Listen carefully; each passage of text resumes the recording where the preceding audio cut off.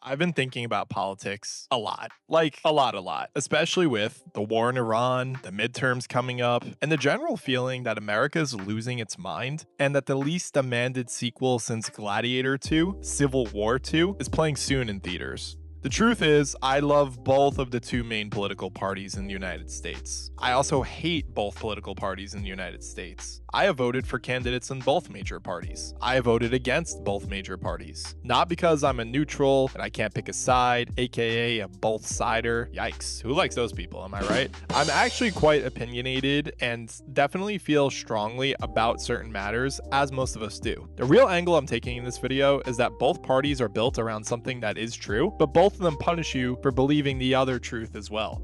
I honestly have no idea how I'm gonna make this video without losing a single subscriber. There's only 8 of us, I'm one of them, so losing one person is a pretty bad crisis for the channel. But whatever, wish me luck.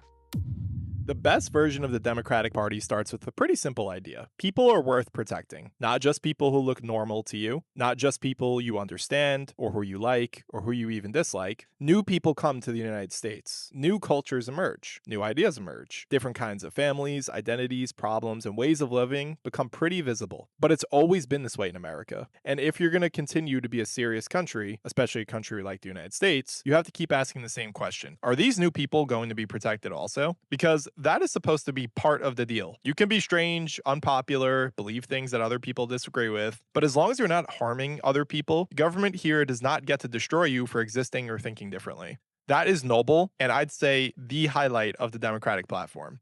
Democrats are also right that not everyone starts from the same place.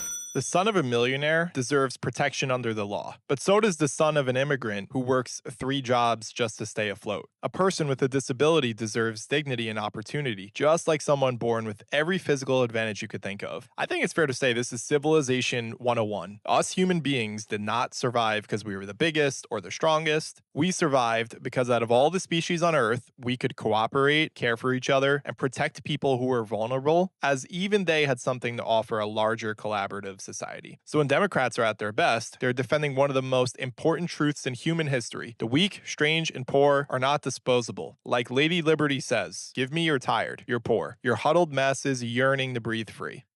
Gay marriage becoming legalized federally is one of the cleanest modern examples I could think of this instinct at its best. The argument was not that every American had to personally understand, celebrate, or build their entire worldview about federally legalized gay marriage. It was a much simpler argument than that. These are human beings and citizens, our friends and our neighbors, and they love who they love. The government should not deny them basic civil recognition because other people are uncomfortable with their lives. That to me is the good democratic instinct.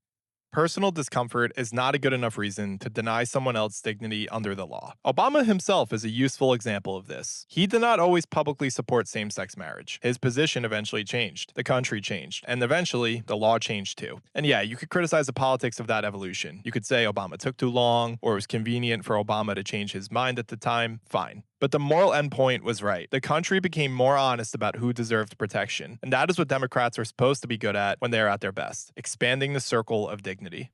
But this is also where the Democrats start to lose me, because the noble instinct to protect people can turn into performance, and who has obtained a more complex lexicon through their noble educational pursuits. See the irony there? Okay, I'll stop making jokes. People in this camp will claim every issue has the same level of national importance. That's not how a serious nation or society works. It's not sustainable. A serious country can protect transgender people as human beings without pretending that every niche academic debate belongs at the center of national politics. And this is, I think, what I'm really trying to get at with my criticism of Democrats. It's all about proportion.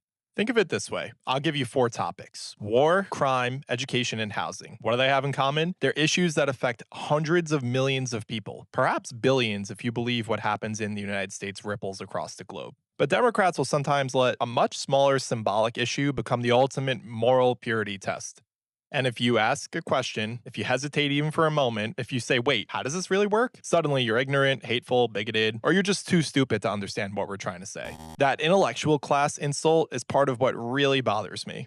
And this is coming from somebody who has 2 master's degrees, mind you. This is not compassion or truly educating those who you deem misinformed. This is arrogance and weak argumentative skills, plain and simple. The other problem, in my opinion, with the Democrats is that they're often really good at explaining why people suffer, but they're terrible at telling people they still have responsibility. Yes, the way you grew up affected you. History, the economy, and the overall system being unfair definitely could have made your life harder. But it is still your life. At some point, you have to change. I think Democrats are afraid to say that because it sounds maybe too harsh, a little too bootstrappy, might I say. But without responsibility, compassion becomes dependency. I thought we all kind of agreed depending on the government fully is a poor idea. See the book 1984 for a good example of this. The last thing is this. Some Democrat moral positions shift way too quickly for how absolute they sound in the moment. The Biden administration proposed a Title IX athletics rule in 2023 related to transgender student athletes, and then withdrew it in December 2024. Now, there probably were legal, political, or practical reasons for withdrawing it. Fine, I won't argue there. But if something is framed as the obvious moral truth, and then public pressure makes the party soften, retreat, or repackage the issue a different way, it starts feeling less like timeless morality and more like you were branding and trying to convince us of something. And that is where the Democrats lose me. They are right that people need protection if they're being picked on, but they are wrong when they turn protection into performance and politics into a purity test normal people are never allowed to question.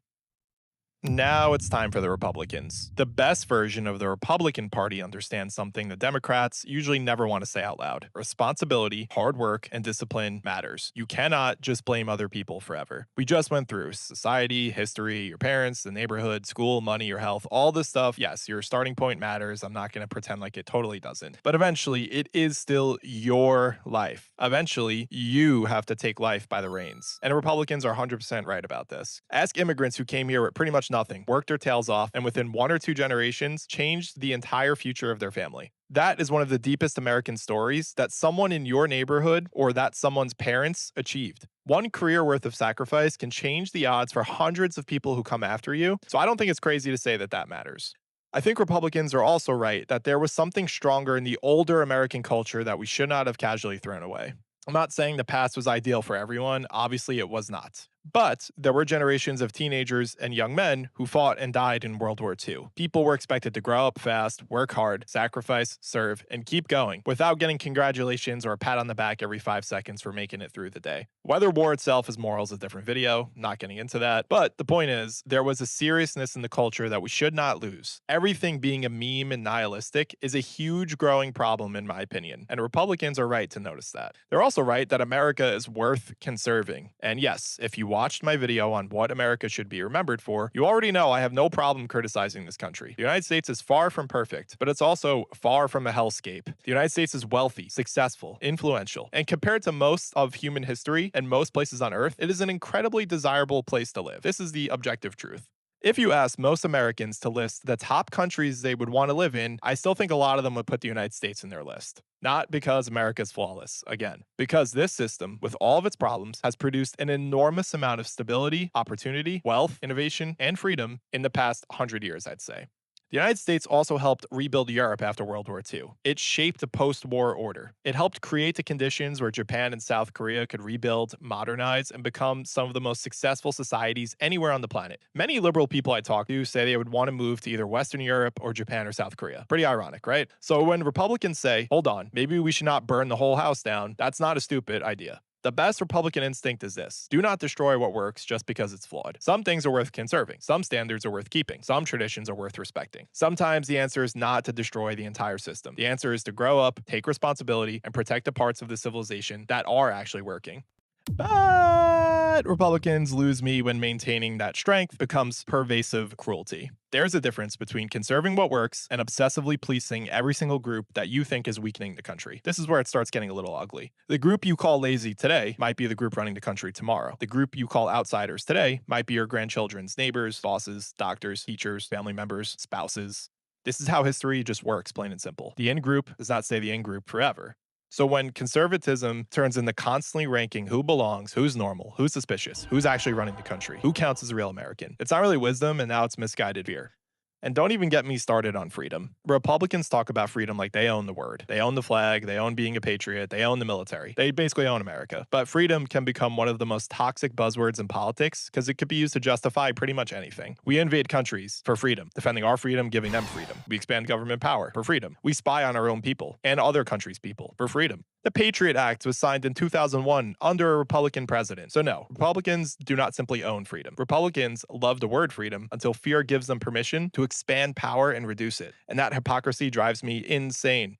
In some ways, Republican problems are the mirror image of Democrats' problems, where Democrats can become over-intellectual, Republicans can become anti-intellectual. Democrats might bury you in academic language that nobody cares or understands. Republicans might just say, you don't get it. Trump's playing 4D chess while all of y'all are playing checkers. How are you supposed to debate that? How are you supposed to argue with someone whose whole response is, you're just a liberal? This is surely not toughness. It's refusing to think critically. Then there's the nostalgia problem. A lot of modern conservatism seems like it wants to cosplay the 50s. Clothing, language, family structure, religion, the whole image of a clean, strong America. And yes, I get that appeal. There were things about older America that were stronger and better. But we're allowed to admit some things are better now. If old automatically means better, then you have to defend a whole lot of evil shit too. You don't get to take the diners, the suits, and the suburbs, and then pretend that racism, sexism, paranoia, and exclusion were not part of the same world. Lastly, Christian nationalism loses me completely. Not Christianity, not Christians, not even nationalism. The marriage of the two words, Christian nationalism. Yuck. The idea that one religious interpretation should become the operating system of the country is pretty dangerous. First of all, a lot of people don't even believe Christianity is true. A lot of people believe other religions. A lot of people are unsure. Some people believe nothing. Even Christians themselves disagree about other Christians and what they have to say. So how can one version of one religion become the final answer for a country this large, this diverse, and this complicated? Doesn't mean religion has no wisdom. It means ancient scripture should not be treated like a complete governing manual for a modern nuclear superpower. So that's where Republicans lose me. They're right, responsibility matters. America's worth conserving. Standards matter. But they're wrong that strength needs to be cruel, freedom has to become a brand, patriotism has to become ownership, and faith is a political weapon. Yeah, so that was a lot, I know. But it's where I stand. Still subscribed? Maybe not. I might have lost you. The conclusion here is not that both parties are equally bad. That's way too boring of a topic I wouldn't have made a video on. And it's honestly not true. Sometimes Democrats are right. Sometimes Republicans are right. Sometimes both are wrong. And sometimes the most honest position isn't some imaginary midway point between the two parties that's perfectly balanced out, but sometimes it's above the stupid argument that the two parties are having. Democrats are right that people need compassion. Republicans are right that people need responsibility. America needs both of these truths at the same time. We need compassion and responsibility, protection and discipline, progress and memory, mercy and standards. But the parties don't want us to hold both truths. The game is rigged against unity. They punish you for refusing to pick a team, inherit its enemies, repeat its slogans, defend its hypocrisies, and outsource your conscience to a political brand. I cannot do that. Because America is not the Democrat or the Republican Party. It's not a campaign slogan, a flag, a protest sign, something you saw on a podcast or an email. America's people, people working, raising families, surviving, and trying to believe this country still has a future worth fighting for. Those people deserve better than two machines that take real human truths and turn them into weapons. So yeah, I love both parties. And I hate both parties. Because both of them understand something sacred about America, while both of them also keep betraying it. Thanks for listening.